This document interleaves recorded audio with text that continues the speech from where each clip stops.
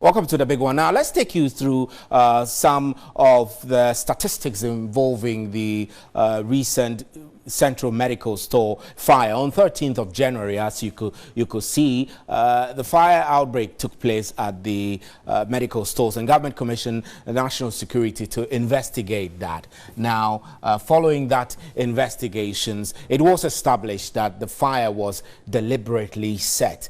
In all, 5 warehouses which stores general pharmaceuticals, surgical dressing materials and stationery, as well as other items, were destroyed in that fire. It has taken a while for investigations finding to come out, and the findings that came out in January last year says that it's suspected that this was an arson attack. One Samuel Dogbe, a laborer at the Central Medical Stores, is currently at large and is being sought by security agencies. National security also established that the fire was set to destroy evidence of theft that had taken place there, as well as some widespread fraud and irregulations in the procurement of medical supplies at the place. And so Yoko also, you would recall, Yoko was to investigate the expiration of large quantities of drugs and medical items at the stores. So still in relation to that, the U.S. ambassador to Ghana, Robert Jackson, has questioned the slow pace and the nature of action on the prosecution of persons indicted, I beg your pardon, in the Tema Central Medical Stores. He said the matter cannot be laid to rest because the warehouse lost fire cost about $7 million. Let's hear him. We're still waiting for justice for the 2015 Tema Central Medical Stores arson case. People were indicted, but there's been no prosecution, and it's 2 years later. Let me remind all of you that in that Tema Central Medical Stores warehouse was more than $80 million, or there was supposed to be more than $80 million worth of commodities. And that included $7 million in commodities donated by the American people. That's why I am particularly incensed that there has been no justice, no prosecution of those guilty of destroying those materials or covering up their theft of those materials. The fire, which appears to have been a cover-up, dealt a blow to Ghana's medical system and made commodities less available where they're most needed. Right, let's get onto the telephone lines now and speak with Prince Billy Anaglate, who is the Public Relations Officer of the Ghana National Fire Service. Good evening, sir, and thank you for your time. So, to the extent that the state has not prosecuted the culprits that were named in the Central Medical Stores fire, how does this affect efforts by the service to clamp down on such fires, arson-related fires? Well, thank you for the opportunity given. I wouldn't say that the state has not prosecuted those people that were indicted in this investigation conducted by the fire service during the medical stores fire. When the fire service conducted the investigation and it was pointed to the fact that there was an arson, the police was also invited in to continue from where the fire service suspected an arson and people were indicted. But I believe the police will also have to conclude their investigation to actually ensure that, yes, people that were indicted by the fire service investigation are really people who have actually caused this fire. And I believe that some of these investigations are still ongoing. That is why the state has not, as such yet, prosecuted those people as of now. But that is not to say that probably they have just thrown away the outcome of the fire service. But when we look at the extent of loss, over 7 million was lost in that fire, and now the U.S. ambassador to Ghana is expressing such frustrations. It does appear that this has assumed diplomatic and international proportion. That should be sending some worrying signals to all the stakeholders involved into, one, finding out exactly what happened and ensuring that prosecution takes place and this does not repeat itself again. Yes, of course. As much as it is necessary for people to be prosecuted, to serve as a deterrent to others, for them to maybe probably not go into a similar action in destroying property such as those things that would have been used to maybe support healthcare.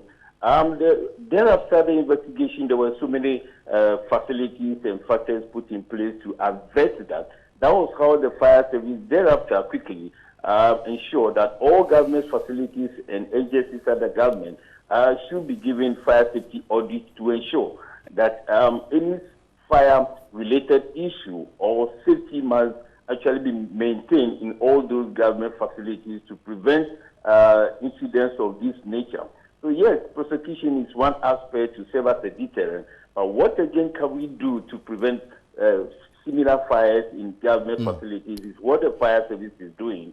That we have gone ahead to have fire safety audit in those government facilities and ensuring that our recommendations pertaining to safety in those premises will also be adhered to by authorities of those facilities. That is the only thing that will be able to prevent. Mr. Douglas, let me rephrase that question so we get it clear. I did mention that the U.S. ambassador was expressing frustration. This is because the U.S. government, through the USAID, had invested over $7 million into making sure that the center runs smoothly. So out of the $80 million or so, the U.S. government was contributing $7 million, and they are frustrated that it does appear that all the $7 million is gone down the drain. So what signal would this be sending to other donors which plan to perhaps make some contributions to our healthcare delivery in this country?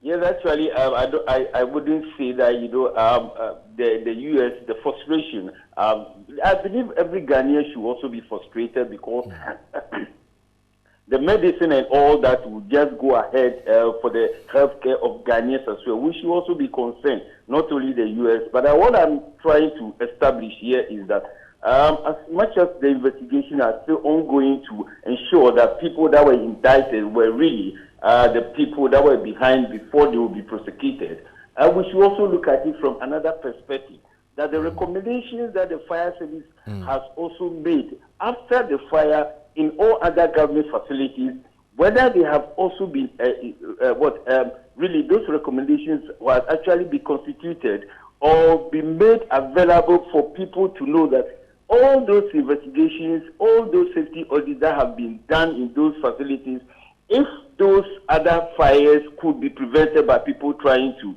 ensure that, yes, safety measures are put in place.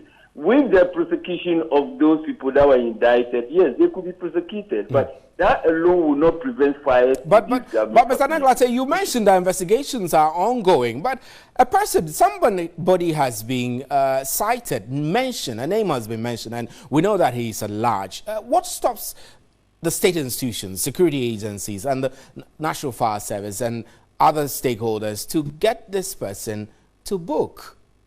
Yes, I want us to get it clear. One, when the fire service is investigating and they realize that there is a suspicion of an arson and that they have indicted somebody that probably could be this person's action that might have caused the fire, that is the point where the police is invited. The police carry it from where we have ended it. So I'm saying that, yes, the police will also continue from where the fire service has actually ended their investigation to establish. The police will also have to establish out of their investigation to know that really the person that the fire service has indicted is truly the culprit.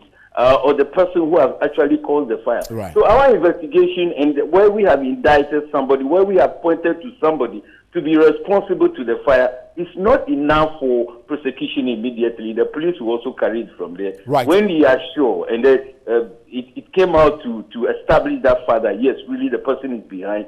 Thereafter, prosecution could continue. Right. But not only for the fire service investigation, indicting somebody. That is enough. Mr. Anaglate, we're grateful. But before you go, I need to ask you what proactive measures the fire service is taking to ensure that such arson attacks against state institutions like that will not happen again.